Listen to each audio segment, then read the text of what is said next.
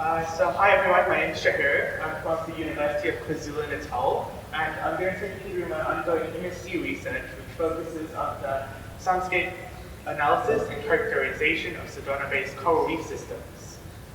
So to start off, I just want to talk a little bit underwater soundscapes. So underwater soundscape is basically the combination of different sounds and noises, both natural and artificial, in a given marine environment. So the sources of these noises, as you can see from here, could be anything from underwater earthquakes to underwater volcanoes, animal vocalization, seismic surveys. A lot of it is anthropogenic. Soundscape characterization can also assist in determining differences between environments, and it can be used to assist in biodiversity assessments through the calculation of acoustic indices.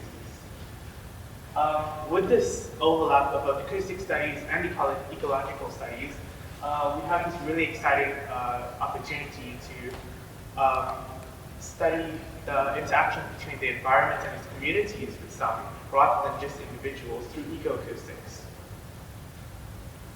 So going straight into acoustic indices, which is a focal point of this project, an acoustic index basically summarizes a specific aspect of acoustic energy and information given in a value. So it can be basically used as a proxy for biodiversity. It has been used successfully on terrestrial environments. However, its application in marine environments is a little bit more of a mixed bag. I'm using a bunch of different acoustic indices, 7 to be exact, which you can see on the board, which I would like to go more into detail with, but I'm on a time limit. And the underlying assumption for the study is that we're going to assume that different animals have different noises in the soundscape.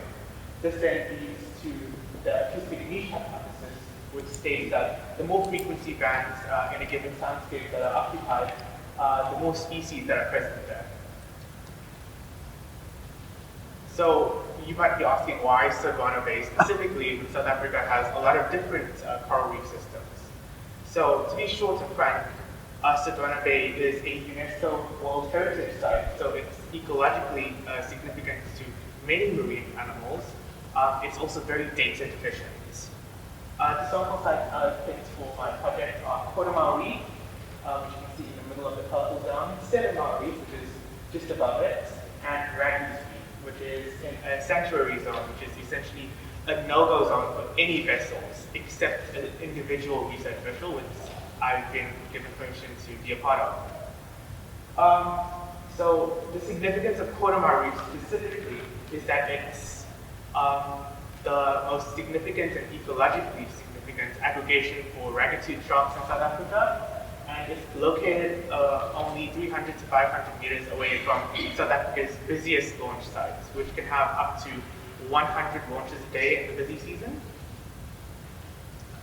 These sites differ in terms of intensity of human disturbance, so I'm also going to be looking at the differences between human disturbances in these sites. So why is it important to know how noise affects these coral reef systems? Essentially, they only cover 0.1% of the total surface area of the Earth's oceans, but they're responsible for containing more than 25% of all marine species. Sodwana Bays specifically has over 1,200 species of marine fish, with that number still increasing, and about 95 species of hard and soft coral. So as you can see at the top, I have a really pretty picture from Site Visualizer of what a boat launch looks like. So just keep in mind that that is an individual boat launch on one of the least busy days they've had this year. So you can just imagine what it would look like in December with dozens of boat launches going out multiple times a day. So coral reef systems in general aren't very well studied in South Africa, specifically their tolerance to shifts in levels of noise. Shifts in the levels of noise can also lead to shifts in the ecosystem structure of the animals and these reef systems themselves. So one of the main outputs the study is going to have called sound projects.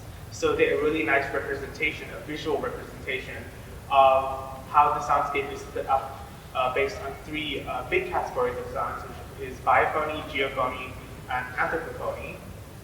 These are just some examples of where those noises can come from, such as animal vocalizations, the crashing of waves, sizzling of bubbles, and boat launches and anthropogenic noise. So that picture is actually from 2021 December last year. It was just a regular day for them.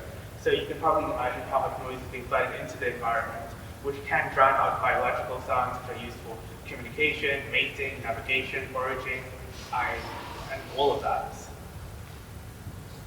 So when looking at the ecological impacts of this study, there's no direct negative ecological impacts of it, since we're using a non-invasive methodology. So we're actually using passive acoustic monitoring, and here is just a little look at our equipment. We're using an audio recorder with an external hydrophone attached to it, the Aquarian audio hydrophone H2A. You might be asking, why are we using an audio underwater when there are hydrophones? We only found out about them after we bought them. So this equipment is going to serve for long-term data collection, as it's low-cost, full-spectrum acoustic loggers, which can provide data for various projects that are not only mine. We'll also be able to compare the assessed biodiversity of this project's done to known biodiversity from historic records.